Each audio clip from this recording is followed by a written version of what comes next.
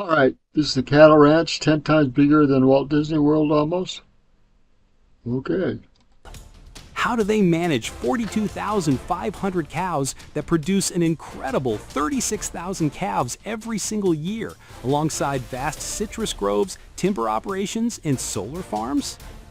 And why does this same organization quietly own millions of acres of land across the globe? Stick around, because in this video, we're uncovering the hidden world of Farmland Reserve, the LDS Church's secretive agricultural empire, its staggering scale, its real purpose, and the people who keep it running. Subscribe to Digital Papyrus for more powerful stories about America's greatest ranches and the surprising history behind them.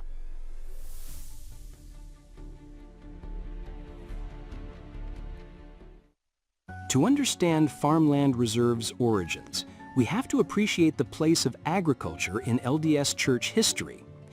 Early Mormon pioneers were agrarian settlers. When they trekked west and founded communities in Utah in 1847, farming was essential to their survival and self-reliance. This legacy of faith and farming set the stage for what would later become Farmland Reserve. Fast forward to the 1930s, the time of the Great Depression. The LDS Church established a renowned welfare program in 1936 aimed at helping members and communities through hard times. Part of this welfare plan involved church-owned farms, welfare farms, where produce and livestock were grown to feed the needy. During those years, the church quietly acquired and operated farms as a practical hedge against adversity, producing food for the hungry and work for the unemployed. Church welfare farms grew everything from potatoes to peaches. In fact, over the decades, the church became one of the largest producers of potatoes and nuts in the United States, with extensive orchards and fields across states like California, Idaho, and Oregon. These welfare farms supplied bishops' storehouses, church-run food pantries, and provided relief shipments in disasters. For example, large donations of food to victims after Hurricane Katrina came from church farms. It was during the mid-20th century that church leaders started explicitly viewing agricultural land as not only a welfare resource, but also a prudent investment. A famous statement by LDS Church President Gordon B. Hinckley in 1991 summed up this philosophy. "We have felt that good farms, over a long period, represent a safe investment where the assets of the church may be preserved and enhanced, while at the same time they are available as an agricultural resource to feed people should there come a time of need." This dual purpose, financial stability and food security, became the guiding vision behind Farmland Reserve, Inc. Farmland Reserve, Inc. was formed as a non-profit entity owned by the church to serve as its agricultural investment arm. In parallel, a for-profit affiliate, Ag Reserves, Inc., was established, initially in 1950, to operate many of the farms and ranches on a day-to-day basis. Essentially, Farmland Reserve owns vast tracts of land and leases them to its operating subsidiary, Ag Reserves, or to local farmers, while Ag Reserves runs the actual agricultural businesses, raising crops and cattle and managing orchards. This structure even helped the church navigate legal hurdles in places like Nebraska, where mid-century laws once barred corporations from owning farmland. By using the non-profit Farmland Reserve as the landholder, the church skirted those restrictions until they were lifted. For nearly 100 years now, the church has steadily invested in agriculture as a safe, prudent way to preserve and grow its financial reserves, marrying old-fashioned farming know-how with a long-term investment mindset. No story about Farmland Reserve would be complete without Deseret Ranches in Central Florida, a ranch so large and storied that locals simply call it the Mormon Ranch. This is the flagship of the church's ranching operations and one of the largest cow-calf ranches in the United States. But in 1950, Deseret Ranch was just a rough expanse of Florida scrub and swamp in Osceola, Orange, and Brevard counties. How it became a cattle empire is a classic cowboy tale, vision and hard work. It began in the late 1940s when a prominent church leader, Henry D. Moyle, scouted the southeastern U.S. for potential agricultural investments. The church had small farms elsewhere for welfare needs and saw promise in acquiring a large ranch that could both generate income and provide food in emergencies. In 1949, Moyle's associate Heber Meeks identified roughly 50,000 acres of cut-over timberland in central Florida, mostly depleted pine forest, swamps, and palmetto scrub being sold by a timber company. It was hardly prime ranch land. The soil was poor, much of the area was underwater part of the year, and there were almost no fences, roads, or buildings aside from a few shacks on a former homestead. Yet Moyle had a pioneer's vision. In 1950, the church purchased the first parcel of what would become Deseret Ranch, and within 2 years assembled over 220,000 acres, an area nearly the size of New York City, as the core of the ranch. Transforming this wild Florida expanse into a working ranch was a massive challenge. The property could not be operated in the same manner as a western cattle ranch, early managers noted, so they sought advice from local Florida cattlemen and scientists. They basically had to build a ranch from scratch. Hundreds of miles of fencing were strung across the flatlands, dirt roads were improved or carved out, over 200 miles of ranch roads to traverse the vast property. Crucially, an extensive system of canals and ditches was dug to drain off excess water from summer rains and to irrigate during dry periods. The land itself needed rejuvenation. Crews cleared palmetto scrub and tree stumps, plowed and limed the acidic soil, and seeded improved pasture grasses in place of the sparse native wiregrass. Perhaps the toughest problem was the cattle themselves. The local Florida cracker cattle in the 1950s were a scrappy breed, small, tick-ridden cows left over from Spanish colonial herds. They weighed under 700 pounds on average, had very low fertility, only about 25% calving rates, and produced tiny calves. To build a profitable herd, Deseret's managers embarked on an ambitious breeding program. They bought 3,000 head of those native cows from a local rancher and ended up rounding up 7,000. The Florida free-range cattle were so scattered, he undercounted his own herd. Then they brought in 400 bulls from Texas, likely sturdier Hereford and Angus stock, to crossbreed and improve the genetics. Over time, Deseret Ranch developed cattle suited for Florida's hot and humid climate, Brahman Angus crossbreeds that could tolerate heat and resist parasites, yet still produce heavy calves. This was a pioneering effort in the days before such crossbreeds were common in the Southeast. The POR in POR 15 stands for Okay. A lot I didn't know. I don't know where I stopped this, but it's a well-done video. Ranch is 10 times the size of Walt Disney World and significantly predates the theme park in Central Florida. Located just east of fast-growing Orlando and stretching west of Kennedy Space Center, this vast green ranch has also served as a buffer against urban sprawl. Longtime Floridians note that the Mormon Ranch is one reason much of that region remains undeveloped Old Florida, a patch of open range amid sprawling suburbs. After over 7 decades, Deseret Ranches has earned a respected place in the ranching world. It's recognized as one of the largest and most productive ranches in America.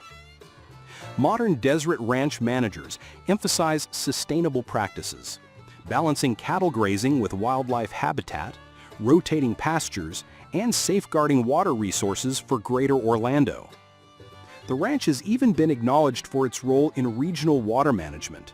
In one case, the church had to assert its rights to a reservoir on the property, Taylor Creek Reservoir, in court, prevailing in 2010 to ensure the ranch's water usage was protected. The workforce remains a mix of seasoned cowboys and agricultural professionals. About 80 full-time employees run the ranch's daily operations now, in addition to the ranch families. They take pride in values of hard work, community service, and innovation that have defined the ranch since the 1950s. In short, Deseret Ranches stands as a testament to the LDS Church's successful fusion of cowboy heritage and church investment savvy, a place where Stetson-hatted cattlemen ride herd on assets owned by a global faith. Well, pretty impressive. Having established a major foothold in Florida, the church, through farmland reserve and ag reserves, didn't stop there. Over the ensuing decades, it quietly expanded its agricultural holdings across the United States and into other countries. By reinvesting profits and capital into more land, Farmland Reserve has built up an extensive portfolio of farms and ranches that few realize are connected to the LDS Church. As of the mid-2020s, the Church, via its affiliated entities, is estimated to own around 1.7 million acres of agricultural land in the United States alone, and on the order of 2.5 million acres worldwide when including international holdings. This makes it an agricultural titan. One analysis ranked the church as the fifth largest private landowner in the U.S., just behind a few timber companies and the Nature Conservancy. Let's tour some of the notable pieces of this empire. Nebraska, Sandhills Ranches, Rex Ranch. In the remote sandhills of western Nebraska, Farmland Reserve owns a colossal stretch of rangeland that locals know as Rex Ranch. Starting in the 1990s, the church began buying up ranchland in Nebraska, taking advantage of sales by local owners.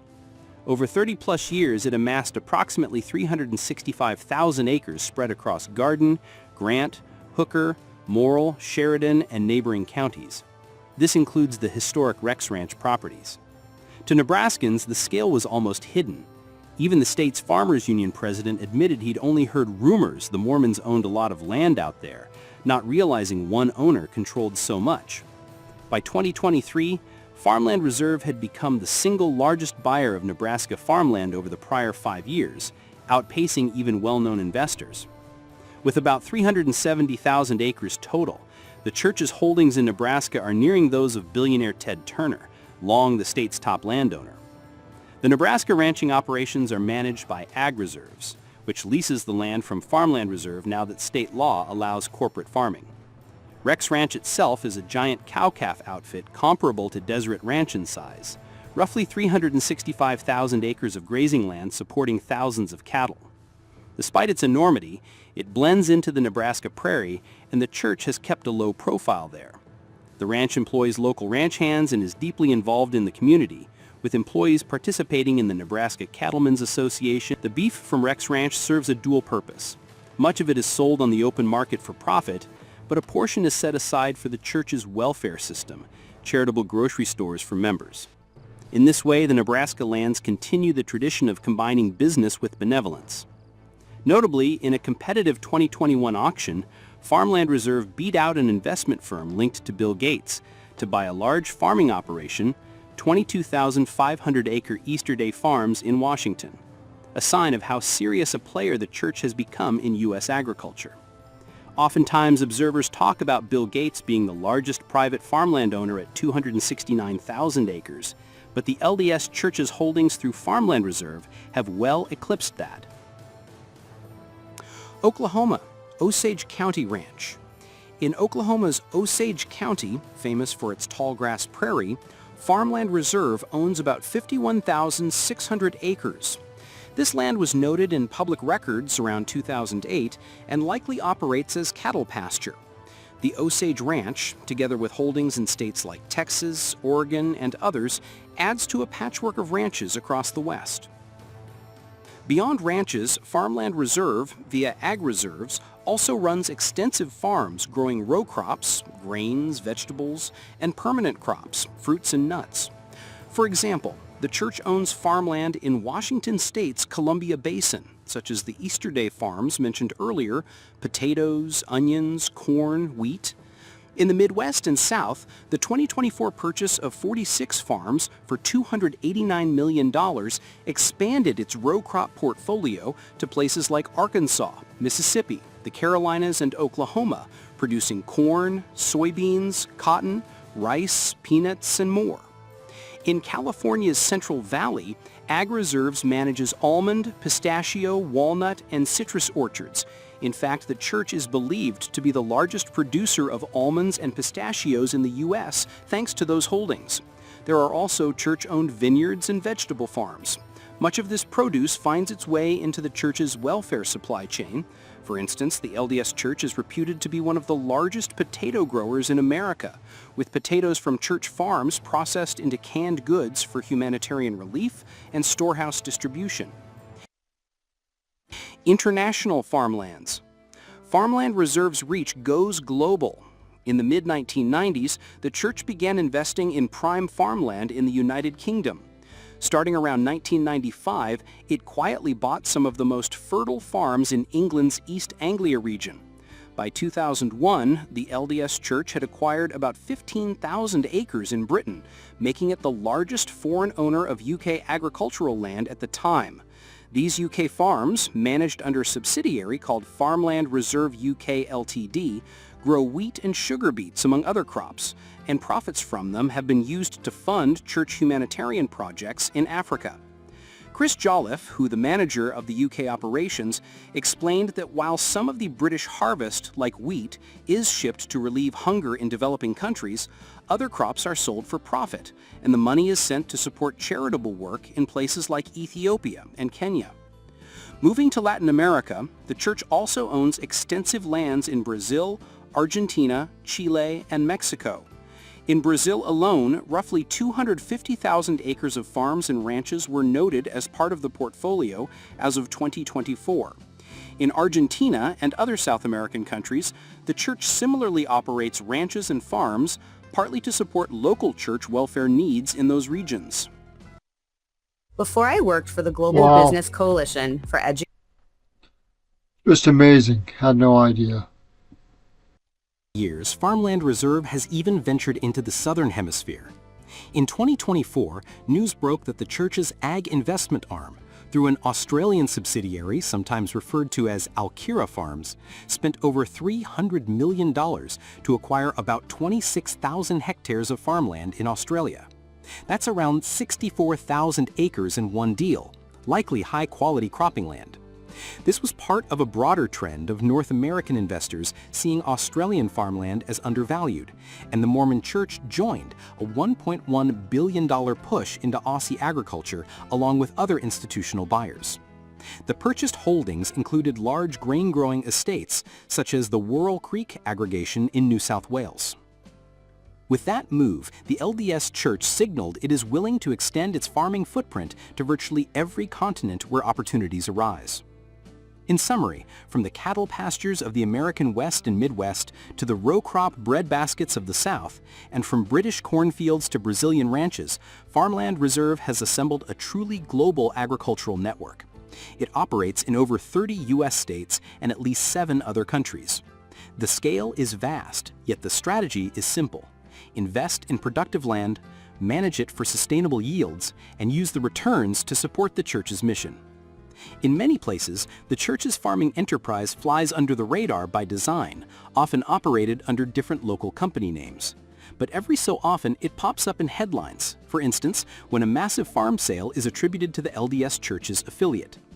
This discretion is partly cultural, Mormons value humility and service, and partly structural, as religious organizations aren't required to publicly report assets like a corporation would.